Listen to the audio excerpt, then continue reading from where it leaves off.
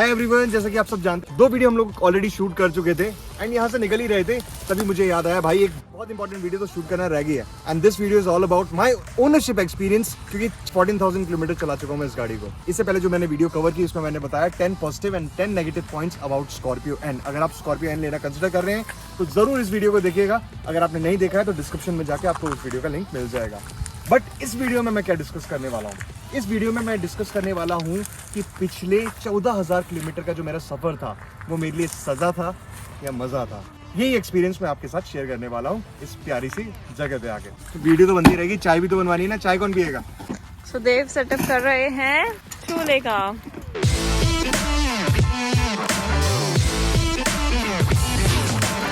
ये मम्मी आप हमेशा बैकग्राउंड में चाय मिलाती बनाती है, क्यों मिलती है? अगर कोई पूछेगा तो क्योंकि चाय से एनर्जी मिलती है। वाह क्या बात बोली। मेरा जो ओवरऑल एक्सपीरियंस था वो बहुत ही शानदार रहा है इस गाड़ी के साथ में। बहुत ही प्यारी गाड़ी है। 27.19 lakhs की ऑन रोड पड़ेगी अगर आप Z8L लग्जरी वेरिएंट को लेना चाहते हैं बैंगलोर में। एक्चुअली प्राइसेस तो बढ़ चुके हैं। दीज आर द प्राइसेस जब ये मैंने खरीदी थी। ये 2 व्हील ड्राइव है ना कि 4 व्हील ड्राइव। ये मुझे 27-19 की ऑन रोड पड़ी थी और इस गाड़ी के साथ मेरे बहुत ही यादगार लम्हे जुड़े हैं। बिकॉज बैंगलोर से ग्वालियर की ट्रिप, ग्वालियर से बैंगलोर की ट्रिप इस गाड़ी में बैठ के अपने इस प्यारे से टिल्लू के साथ वो की है। प्यारे से कीटो के साथ। कीटो देखो फोटो बॉम्ब करने के लिए आ गया है। कीटो खट्टे मीठे एक्सपीरियंस तो चलते रहते हैं, तो मेरे कुछ मीठे एक्सपीरियंस थे तो उसके साथ कुछ खट्टे एक्सपीरियंस भी इस गाड़ी के साथ रहे हैं। और वो 3 खट्टे एक्सपीरियंस मैं आपके साथ साझा करने वाला हूँ ताकि आप भी ये गाड़ी ले रहे हैं ना तो इन कुछ बातों के लिए रेडी रहें। बिकॉज थोड़ी सी अनएक्सपेक्टेड चीज़ थी यार। 27 लाख आप किसी गाड़ी पे अगर खर्च कर रहे हैं तो आप एक्सपेक्ट नहीं करेंगे ऐसा। खासकर महिंद्रा ने इतनी शानदार गाड़ी बनाई यार, गाड़ी में कोई प्रॉब्लम नहीं है। सो व्हाट दोस 3 पॉइंट्स हुआ। मेरी जो सबसे पहली सबसे गंदी मेमोरी थी that was brake oil leak. जब हम बैंगलोर टू ग्वालियर गए थे, मथुरा में मेरे साले साहब की शादी थी। उस शादी को अटेंड करने के लिए जब मैं गया तो वहाँ से लौटते वक्त सडनली मेरी स्क्रीन पे एक वार्निंग पॉपअप होती है। वो बोलती है कि लो ब्रेक फ्लूइड ऐसे करके एक वार्निंग आई थी और मैं बहुत ज़्यादा टेंशन में आ गया था। बिकॉज मेरी गाड़ी में मेरी पूरी फैमिली थी। उस बीच में 40 किलोमीटर के स्ट्रेच में कुछ भी नहीं था and I was literally worried. Constantly वो वार्निंग आती गई और जो गाड़ी का जो ब्रेकिंग एबिलिटी थी ना, एफिशिएंसी, वो कम होती चलेगी। एक टाइम ऐसा आया जब ब्रेक्स बिल्कुल नील के बराबर लग रहे थे। उस समय सब पैनिक में आ गए। मैंने फटाफट इंदिरा के RSA को कॉल लगाया। उन्होंने मुझे वहाँ के GM के साथ कनेक्ट किया।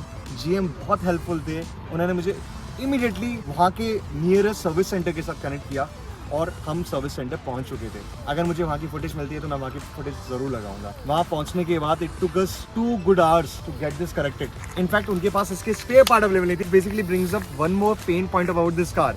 आपने कार तो दे दी है भैया, इसके स्पेयर पार्ट कब आएंगे? छोटी सी चीज के लिए आपको ऑर्डर देके वेट करना पड़ता है हफ्तों का, तब जाके इसके स्पेयर पार्ट अवेलेबल होता है।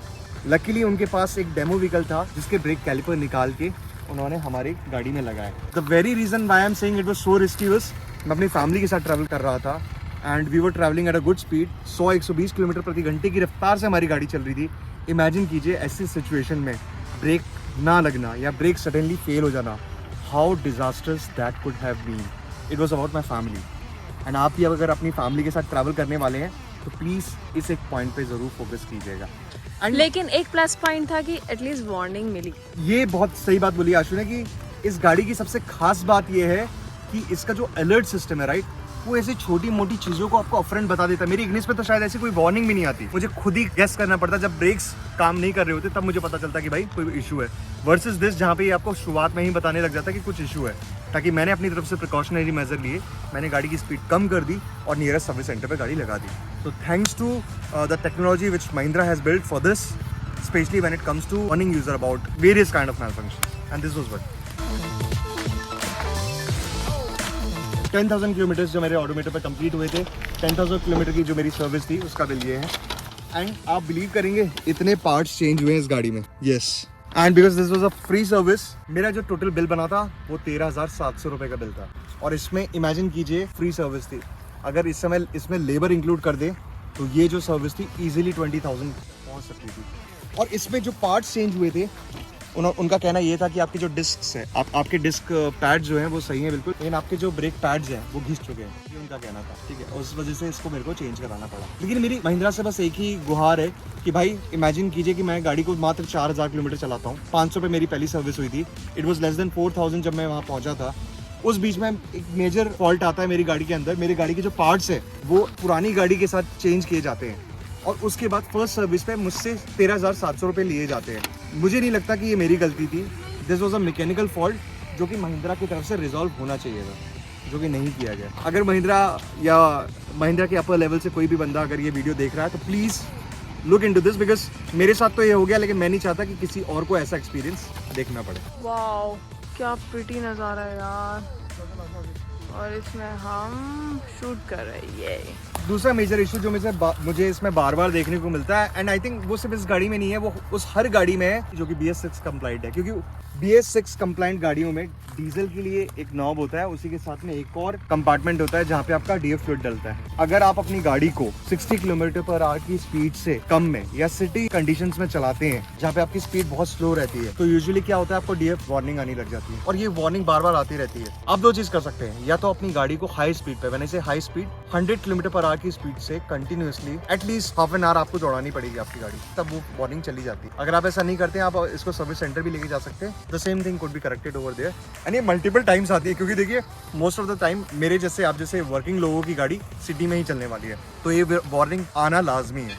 So this is one thing जो बार बार आती रहती है, not a major issue but still it is there. तीसरा सबसे प्रॉब्लमेटिक चीज जिसने मुझे बहुत परेशान किया है जब मैं ग्वालियर से बैंगलोर के लिए वापस लौट रहा था, that was the TPMS, tyre pressure monitoring system. जी हाँ, प्रॉब्लम ये थी कि इस गाड़ी में बार बार एरर आता था कि मेरे पीछे के दो टायर्स में 46 एंड 47 का प्रेशर है। इमेजिन कीजिए इसमें 34 ऑल टायर्स में डलता है, कंपनी रिकमेंडेड, एंड मुझे TPMS दिखा रहा था कि इसमें 47 44 है। मैंने लोकल गैराज पे चेक भी करवाया, उनसे प्रेशर डलवाया, वहाँ पे ये 36 समथिंग कुछ शो कर रहा था। मैंने आगे जाके दोबारा क्रॉस चेक करवाया, वहाँ पे भी ये 36 ही शो कर रहा था, लेकिन TPMS was continuously giving me this error कि मेरा जो टायर प्रेशर है बहुत हाई है।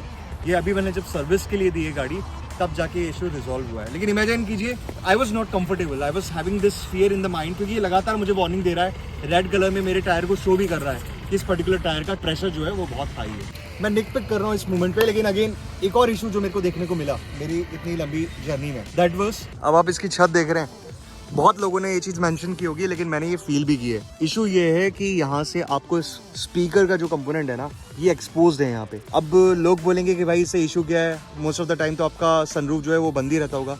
बिल्कुल सही कह रहे हैं आप, मोस्ट ऑफ द टाइम जो हमारा सनरूफ है वो बंद रहता है। लेकिन क्या होता है, ऐसी कई कंडीशंस आई हैं जब मेरे घर के आसपास या जहाँ पे गाड़ी पार्क थी वहाँ पे बहुत ज़्यादा ओस थी। उस टाइम पे स्पेशली जब मैं ग्वालियर से बैंगलोर वापस लौट रहा था, एक टाइम ऐसा आया जब ऑलमोस्ट 400 किलोमीटर्स तक लगातार एक बहुत ही इरिटेटिंग साउंड, जिसको हम टर्न ऑफ भी नहीं कर पा रहे थे, ऐसा लग रहा था जैसे मेरे स्पीकर्स फट रहे हो। ठीक है, इट वाज कंटिन्यूसली कमिंग। मैंने मैप लगा रहा था, मैप की वजह से भी साउंड आ रही थी, तो उसमें भी वो सेम इरिटेटिंग वीडियो बनाई, साउंड आ रहा था, and we do have a video for that, I will put it. गए हमारे स्पीकर, पता नहीं क्या हो गया इनमें। बहुत ही ज़्यादा इरिटेटिंग साउंड था। आफ्टर 400 किलोमीटर वो चला गया, ऐसा लग रहा था जैसे स्पीकर में मॉइस्चर चला गया, जो वायर्स हैं वो कहीं पे शॉर्ट सर्किट हो रहे हैं। एंड क्योंकि यहाँ तक आते आते ये इशू रिजॉल्व हो गया था, तो जब मैं महिंद्रा के पास लेके गया, उनको ये चीज़ देखने को नहीं मिली। मेरी 14,000 किलोमीटर के एक्सपीरियंस में, मेरी जर्नी में ये एक बार हुआ है। सूरज वहाँ से भी ढल गए हैं और अंधेरा भी होने लगा है बहुत गंदा वाला। बट ये जो 3 इश्यूज मैंने आपको बताया ना, ये 14,000 किलोमीटर्स के अंदर हुए जब इस गाड़ी ने थोड़ा सा परेशान किया। लेकिन ऐसे टन्स ऑफ मोमेंट्स है जब इसने हमें ऐसे ढेर सारे रीजंस दिए जब मैं फैमिली के साथ एंजॉय कर पाया हूँ। इवन आप अभी भी देखो तो मैं अपनी प्यारी सी वाइफ, मेरी मम्मा जो कि पीछे चली गई हैं, और कीटो, इनके साथ इस प्यारी सी जगह पे, इस खेत के बीचों बीच आके इस गाड़ी को लगा के यहाँ पे इंजॉय कर रहा हूँ। मुझे गाड़ी बहुत सेफ फील कराती है। हाँ, दैट्स ट्रू। गाड़ी बहुत सेफ फील होती है, राइट आशु? बहुत सेफ फील कराती है। देखो बिल्ड क्वालिटी बहुत फाड़ है, लुक्स तो आप देख ही रहे होंगे। तो ये था मेरा ओनरशिप रिव्यू 14,000 किलोमीटर की इस जर्नी के बाद, एंड उम्मीद करता हूँ कि मैंने जो अपना एक्सपीरियंस आपके साथ शेयर किया है वो आपके लिए यूजफुल रहा हो। अगर आप गलती से ऐसी सिचुएशन में पड़े तो आपको राइट मूव लेने में हेल्प करे। अगर आपने भी ऐसा कुछ फेस किया तो हमारे कमेंट बॉक्स में अपना एक्सपीरियंस जरूर शेयर कीजिएगा। I will love to share your experiences in my next video. फिर मिलेंगे आपसे किसी दूसरी वीडियो में, तब तक के लिए बाय बाय।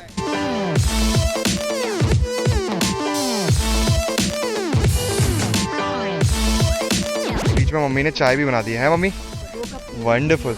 2 कप पी चुकी हो? वाह।